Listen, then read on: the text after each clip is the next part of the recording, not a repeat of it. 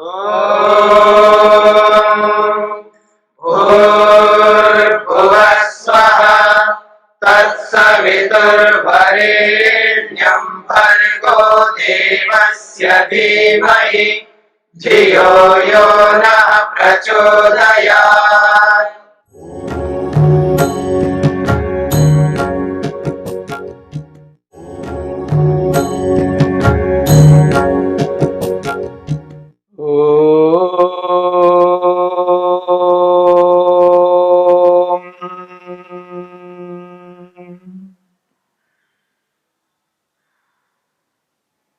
साधन पाद के 30वें सूत्र में अहिंसा को लेकर के विचार चल रहा है। सूत्र है अहिंसा सत्य अस्तेय ब्रह्मचर्य अपरिग्रहा यमाः। 5 यमों में पहला यम है अहिंसा। इस अहिंसा को लेकर के हम विचार कर रहे हैं। हिंसा किसे कहते हैं और अहिंसा किसे कहते हैं। यदि किसी को दुख देना मात्र हिंसा है, किसी को सुख देना मात्र अहिंसा है, तो दुनिया में कोई ऐसा व्यक्ति नहीं है जो हिंसा नहीं करता हो। चाहे वो माता हो, पिता हो, बहन हो, भाई हो, पति हो, पत्नी हो, पड़ोसी हो, गुरु आचार्य हो, समाज हो, राष्ट्र हो और पूरा विश्व हो, सभी दुख देने वाले हैं। और तो और इस संसार को बनाने वाले परमपिता परमेश्वर ने सृष्टि की जो रचना की है, हम सबको कर्मों का फल प्रदान कर रहे हैं। यदि दुख देना मात्र हिंसा है तो दुनिया में सर्वाधिक दुख परमपिता परमेश्वर देते हैं। उससे बढ़कर अधिक दुख देने वाले इस संसार में और कोई पदार्थ नहीं है, याद रखना। और जबकि परमपिता परमेश्वर को वेद में पूर्ण अहिंसक कहा जाता है। अरुषम शब्द आया है वेद में। वेद में अरुषम शब्द आया है और इसका अभिप्राय होता है पूर्ण अहिंसक। परमपिता परमेश्वर पूर्ण अहिंसक है, हिंसा कभी नहीं कर सकता। और जो लोक में जो प्रचलन है, दुख मत देना, किसी को पीड़ा न देना, किसी को कष्ट न देना, किसी को सताना नहीं, किसी को पीटना नहीं, किसी को मारना नहीं, केवल इतना यदि लेते हैं तो ऐसा तो सभी करते हैं। ऐसा दुख देना तो सभी करते हैं, तो इसका अभिप्राय यह हुआ सभी हिंसक है। इसलिए इस बात को समझने की चेष्टा करनी है, हिंसा किसे कहते हैं और अहिंसा किसे कहते हैं।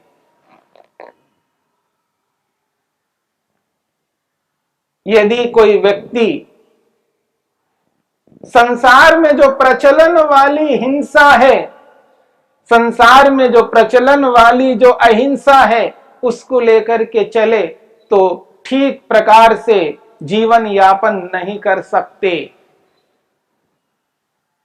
इसको ना हिंसा ना अहिंसा कहा जाए। वास्तव में हिंसा उसे कहते हैं, अहिंसा उसे कहते हैं जिसके पीछे न्याय हो, जहां न्यायपूर्वक दुख दिया जाता है, न्यायपूर्वक पीड़ा दी जाती है, न्यायपूर्वक कष्ट दिया जाता है, न्यायपूर्वक पीटा जाता है, न्यायपूर्वक मारा जाता है, वो न्यायपूर्वक दुख देना अहिंसा है, हिंसा नहीं है। मेरी बात को समझने का प्रयत्न करना। यदि व्यक्ति इस हिंसा और अहिंसा को जान लेता है, समझ लेता है, तो जो मध्यकाल में जो भूलें हुई हैं, जो दोष हुए हैं, वो दोष वो भूले नहीं हुआ करती। और यदि आज हम संभलेंगे नहीं, अपने आप को संभालेंगे नहीं, अपने आप को न्याय से युक्त नहीं करेंगे, तो निश्चित बात है आगे भी पता नहीं कितना अन्याय अपने आप पर करेंगे। इसलिए इस बात को समझने का प्रयत्न करना, न्यायपूर्वक दुख देना हिंसा नहीं हो सकती। न्यायपूर्वक किसी को कष्ट, पीड़ा, दुख देना हिंसा नहीं है। इसीलिए माता पिता अपनी संतान को दोष होने पर, त्रुटि होने पर दंडित करते हैं, दंड देते हैं, अर्थात उनको दुख देते हैं, कष्ट देते हैं। ये जो दंड है, ये दंड अपने आप में दंड कुछ नहीं है, अपने आप में दंड का अभिप्राय है दुख। दंड का अर्थ ही दुख होता है। इसलिए माता पिता अपनी संतान को दंडित करते हैं, दुख देते हैं, उनके दोषों को ध्यान में रखते हुए। इसलिए वो दुख देना वो न्यायपूर्वक है तो वो अहिंसा है। इस बात को समझने का प्रयत्न करना। आज पुलिस, मिलिट्री या कोर्ट में न्यायाधीश जो दुख देते हैं, न्यायपूर्वक देते हैं, तो वो अहिंसा है। इस बात को समझने का प्रयत्न करना। और ईश्वर भी हमें जो कर्मों का फल प्रदान करते हैं, हमें जो दुख कष्ट देते हैं, किसी को जन्म से आंखें नहीं देता है, किसी को जन्म से गूंगा बना देता है, किसी को जन्म से बहरा बना देता है, किसी को जन्म से कुछ बना देता है, किसी को जन्म से पशु पक्षी आदि बना देता है। उनको जो दुख मिलता है, कष्ट मिलता है, जो पीड़ा होती है, वो न्यायपूर्वक है। इसलिए वो हिंसा नहीं है, वो अहिंसा है। क्योंकि जहां न्याय है वहां अहिंसा है, और जहां अन्याय है वहां हिंसा है। मेरी बात को समझने का प्रयत्न करना। एक उदाहरण देता हूं। आज आपके घर में कोई ऐसा व्यक्ति प्रवेश करता है, ऐसा व्यक्ति प्रवेश करता है, आपके घर में प्रवेश करके बिना आज्ञा के अंदर प्रवेश कर लेता है और आपको बाहर निकालना चाहता है, तो आप सोचिए आप क्या करेंगे। और जब आपको बाहर निकालता है, ऐसी स्थिति में यदि आप उसको ही बाहर निकालने की चेष्टा करो, उसको जब बाहर निकालने की चेष्टा करोगे तो उसको कष्ट होगा, दुख होगा। नहीं निकलता है तो धक्का दे करके निकालोगे, फिर भी नहीं निकलता है तो मारपीट करके उसको बाहर निकालोगे। ऐसा करने पर उसको दुख होता है, कष्ट होता है, पर ये दुख, ये कष्ट न्यायपूर्वक है। और इतना अधिकार प्रत्येक भारतीय को है। हमारा संविधान कहता है अपनी रक्षा करना। यदि जो वो व्यक्ति इस रूप में अंदर प्रवेश करके आया है और वो आपको मारने के लिए उद्यत हुआ है, उसके मारने से पहले सूझबूझ से आप शीघ्रता से उसको ही यदि आपने अपनी रक्षा के लिए उसको मार देते हैं, ये हिंसा नहीं है, ये अहिंसा है। ये भारतीय संविधान भी इस बात को कहता है। आपने न्यायपूर्वक ऐसा किया है, उसको कष्ट दिया है, पीड़ा दी है, तो ये न्यायपूर्वक होने से ये हिंसा नहीं है, ये अहिंसा है। जब आपके घर में कोई घुस करके आता है और ऐसा करता है तो उसको आप बाहर निकाल सकते हैं, ये आपको अधिकार है। ऐसे ही कोई हमारे देश में घुस करके आता है, अन्यायपूर्वक प्रवेश करता है तो सेना के सैनिक जो बॉर्डर पर लगे हुए हैं वो उनको खदेड़ते हैं, उनको हटाते हैं, और नहीं मानते हैं वो गोली चलाते हैं तो ये गोली चला करके उनको मारते हैं, उनको समाप्त करते हैं। ये न्यायपूर्वक करते हैं तो ये हिंसा नहीं है, ये अहिंसा है। और कोई असामाजिक तत्व बाहर से हमारे देश के अंदर घुस करके आता है और हमारे देश पर कब्जा करना चाहता है तो उसको हम हटाते हैं, और उसको नहीं हटाएंगे तो वो हम पर अन्यायपूर्वक दुख करेगा, दुख देगा, कष्ट देगा। उससे अच्छा तो यही है, हम उसको हटाएंगे, हम उसको दुख देंगे, हम उसे मार पीट करके बाहर निकालेंगे। यदि ऐसा हम करते हैं, ये हिंसा नहीं है, ये अहिंसा है। न्यायपूर्वक दुख देना, न्यायपूर्वक दुख देना ये अहिंसा है, और अन्यायपूर्वक दुख देना हिंसा है। कोई सड़क पर जा रहा है और आपने उसको मारा पीटा तो ये अन्यायपूर्वक दुख देना हुआ है। एक और बात है, मार्ग में किसी को कोई पीट रहा हो, किसी के साथ गलत कर रहा हो, और आप जाकर के उसको मार पीट करके ऐसा कर देते हो जो आपके अधिकार में नहीं है। जिसके अधिकार में है उसको सूचित करना हमारा कर्तव्य है। और आज सबके पास साधन है, सबके पास फोन है, मोबाइल है। आप सूचित करके पुलिस को बुलाइए, जो उसके अधिकारी है उसको बुलाइए, उसको सूचित करिए। आप ऐसा नहीं कर सकते कि आप अधिकार अपने हाथ में नहीं ले सकते। अनधिकारी चेष्टा किसी को नहीं करनी है। जहां आपके अधिकार में है उतना ही आप कर सकते हैं, जो आपके अधिकार में नहीं है उस कार्य को आप नहीं कर सकते। उस कार्य के अधिकारी को आपको सूचित करना होगा। यदि हम दूसरों के अधिकारों को अपने हाथ में लेंगे तब व्यवस्था नहीं बन सकती। व्यवस्था के लिए हमें व्यवस्थापक को सूचित करना होगा। जिस व्यवस्था के जो व्यवस्थापक है उसी को बताना होगा, वो हमारा अधिकार नहीं है। यदि आज हमारे घर में कोई ऐसा अचानक घुस करके आता है और यदि हम पुलिस को सूचित करते हैं, उसके अधिकारी को सूचित करते हैं, हम ऐसा प्रबंध करते हैं ताकि वो आकर के उसको कर सकते हैं तो वैसा कर सकते हैं। वो स्थिति ही नहीं है।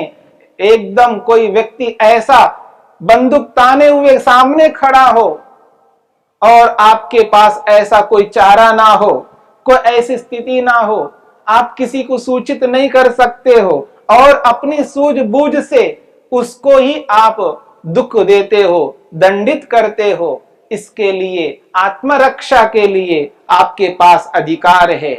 जहां आत्मरक्षा के लिए अधिकार है वहां आप अपने अधिकार का प्रयोग करेंगे, और जहां आत्मरक्षा नहीं है, जहां आपको सूचित करना है वहां सूचित करके उसके अधिकार को, उसके अधिकारी को आप बुलवा सकते हैं। और जब तक अधिकारी नहीं आता है तब तक उसको कुछ समय के लिए आप कुछ मिलकर के, कुछ लोगों का सहयोग लेकर के उसको अपने उस अधिकार में रखते हुए उसको वहां से हटाते हुए उसको अपने उस बंधन में रखना है जब तक वो अधिकारी नहीं आता है। जब वो अधिकारी आ जाता है उसको हम सौंप देते हैं। तो जब व्यवस्था के अनुसार हम चलते हैं तो निश्चित बात है हम समस्त भारत में, समस्त समाज में हम एक व्यवस्था दे करके सबको सुखी कर सकते हैं, सबके दुखों को दूर कर सकते हैं। ऐसा करना हम सबका कर्तव्य है, पर हम दूसरे के कर्तव्य को अपने हाथ में नहीं ले सकते। न्यायपूर्वक दुख देना और न्यायपूर्वक सुख देना ये अहिंसा कहलाती है। जिस प्रकार से अन्याय पूर्वक दुख देना हिंसा है, उसी प्रकार अन्याय पूर्वक सुख देना भी हिंसा है। इस बात को भी समझने की चेष्टा करनी है। जहां अन्याय पूर्वक दुख देना हिंसा है, वहां अन्याय पूर्वक सुख देना भी हिंसा है। इस बात को भी समझ लेना। यदि आप अन्याय पूर्वक सुख दे रहे हैं तो भी समझ लेना वो हिंसा है, क्योंकि वह अन्याय है। जिसको मिलना चाहिए उसको ना दे करके जिसको नहीं मिलना चाहिए उसको दिया जाता है, तब वहां अन्याय होता है। और वो अन्याय पूर्वक जो दुख दिया जा रहा है उसको भी हिंसा कहेंगे। उदाहरण के लिए, एक व्यक्ति को नौकरी देनी चाहिए। उस नौकरी के लिए वही व्यक्ति अधिकारी है, उसकी योग्यता उसके अनुरूप है, वही समर्थ है उस नौकरी के लिए, लेकिन उसको ना दे करके हम किसी ऐसे व्यक्ति को दे रहे हैं, किसी कारण से उसको दे रहे हैं। और अनधिकारी व्यक्ति को जब हम वो नौकरी देते हैं तो उसको जो सुख मिलेगा उस नौकरी से, वो जो सुख मिल रहा है उस व्यक्ति को वो अन्याय पूर्वक मिल रहा है। मेरे अन्याय के कारण से उसको मिल रहा है, इसलिए अन्याय पूर्वक दिए जाने वाले सुख को भी हिंसा कहते हैं। अन्याय पूर्वक सुख भी नहीं दे सकते, अन्याय पूर्वक दुख भी नहीं दे सकते। यदि ऐसा करते हैं तो हिंसा है। इसलिए न्यायपूर्वक दुख देना और न्यायपूर्वक सुख देना यही अहिंसा है।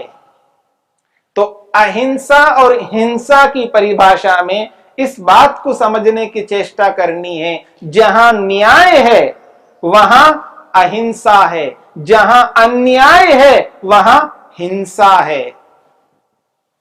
तो न्यायपूर्वक मन से, वाणी से और शरीर से, न्यायपूर्वक मन, वाणी, शरीर से किसी को दुख, कष्ट, पीड़ा आदि दिया जाता है तो उसको कहते हैं अहिंसा। और अन्यायपूर्वक मन से, वाणी से और शरीर से किसी को दुख दिया जाता है या सुख दिया जाता है, उसे कहते हैं हिंसा। इसलिए इस हिंसा और अहिंसा को समझना हम सबका कर्तव्य है। यदि हिंसा अहिंसा को न समझ करके जो लोक में प्रचलित हिंसा है, प्रचलित अहिंसा है, उसके अनुसार चलने पर अन्याय किया जाएगा। हम सबके द्वारा दूसरों को अन्याय किया जाएगा और उस अन्याय का परिणाम स्वयं दुखी रहेंगे और अन्यों को भी दुखी करेंगे। इस प्रकार इस न्याय को, इस हिंसा को, इस अन्याय को, इस अहिंसा को समझने का प्रयत्न करना।